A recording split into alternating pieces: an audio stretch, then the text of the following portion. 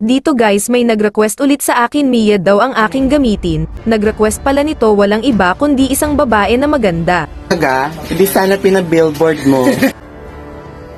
Ang favorite lang naman niya na hero si Layla at Mia Khalifa. Play safe lang sana ako dito kasi marksman ang dala ko. Pero itong mga kalaban ko mga esog kaayo.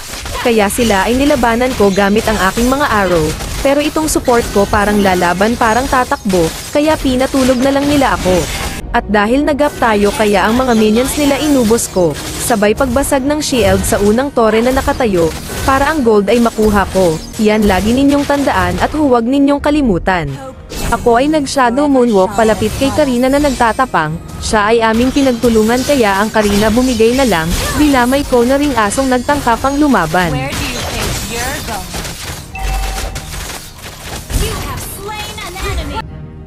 Hindi alam ng aso ako ay nakatago lamang.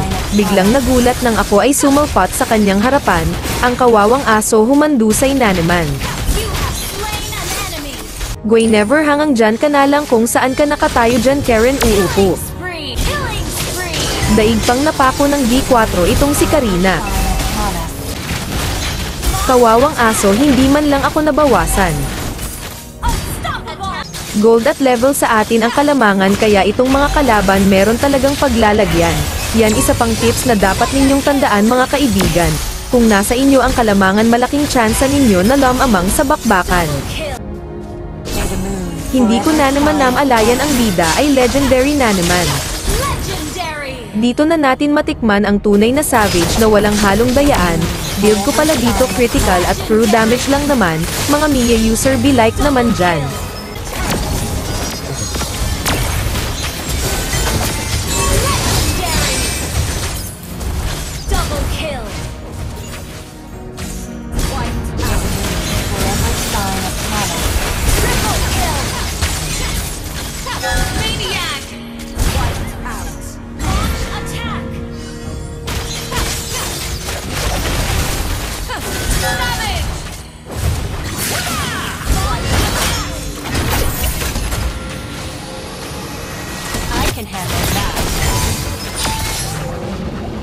Sana nag-enjoy kayo sa aking munting nilaan. Yung hindi pa nakasubscribe baka naman